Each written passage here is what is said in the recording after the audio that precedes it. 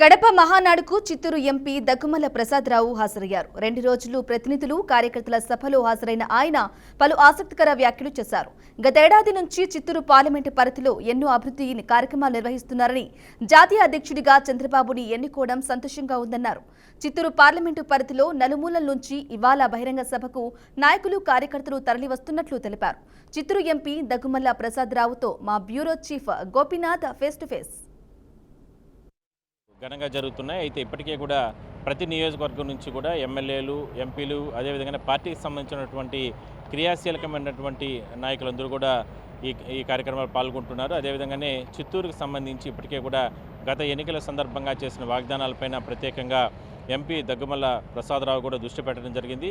So మొత్తం మీద ఎంపీతో మనం మాట్లాడించే ప్రయత్నం చేద్దాం.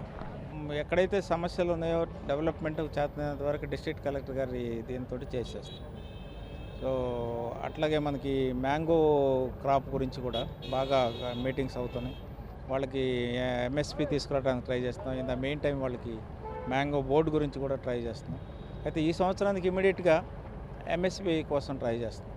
ఎలాగో క్రాప్ జూన్లో స్టార్ట్ అవుతుంది కాబట్టి ఆ మీటింగ్స్ అవుతున్నాయి, అది కూడా ఫిక్స్ అయిపోతుంది. సార్, మహానాడుకి సంబంధించి చాలా అద్భుతంగా జరుగుతున్నాయి కార్యక్రమాలు. ఏంటి నిన్న ఇవాళ 2 రోజులు ఎటువంటి కార్యక్రమాలు జరిగాయి? ముఖ్యంగా భవిష్యత్తులో పార్టీ పాటించాల్సిన విషయాల గురించి డిస్కస్ చేశారు. దానిలో 6 సూత్రాలు లోకేష్ బాబు గారు తీసుకొచ్చారు.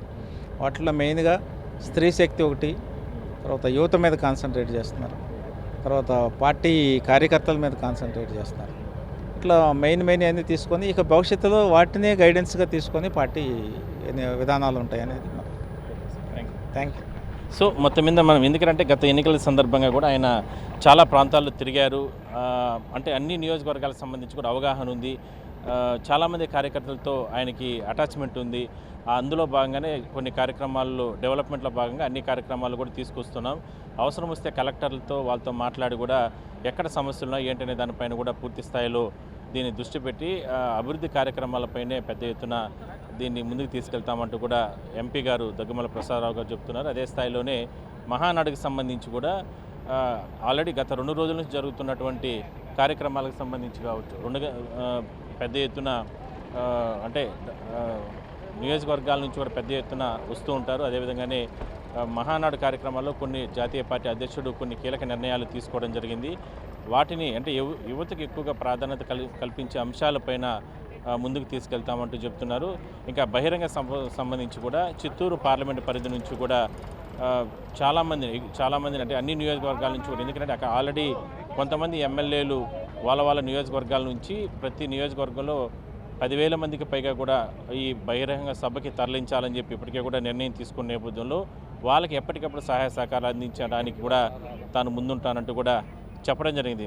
ప్రధానంగా గత ఎన్నికల సందర్భంగా ఆయన చేసిన వాగ్దానాలు ప్రతి నియోజకవర్గంలో కూడా డెవలప్మెంట్ పైన నేను దృష్టి పెడతాను, తాను ఎంపీగా గెలిపించినారంటే కన్నా నిరంతరం ప్రజలకు అందుబాటులో ఉంటానంటూ కూడా ఆయన గతంలో చెప్పారు. అదేవిధంగా గత ఏడాదిలో ఈ సంవత్సరంలో పెద్ద ఎత్తున ఇప్పటికే కూడా ప్రభుత్వ సంక్షేమ కార్యక్రమాలు ముందుకు తీసుకెళ్ళడం, అదేవిధంగానే కేంద్రం నుంచి వచ్చేటటువంటి నిధులు కూడా ప్రత్యేక నిధులు, ఎంపీ నిధులు కావచ్చు, అదేవిధంగానే కావాల్సినటువంటి అన్ని కార్యక్రమాలపైన కూడా చిత్తూరుకి సాధ్యమైనంత వరకు అభివృద్ధి కార్యక్రమాల విషయాల్లో కావచ్చు, పరిశ్రమల ఏర్పాటు విషయంలో కావచ్చు, అదేవిధంగానే యువతకు ఉద్యోగాల కల్పన విషయంలో రాజీ లేని పోరాటం చేస్తానంటూ కూడా ఆయన చాలా క్లారిటీగా చెప్పడం జరిగింది.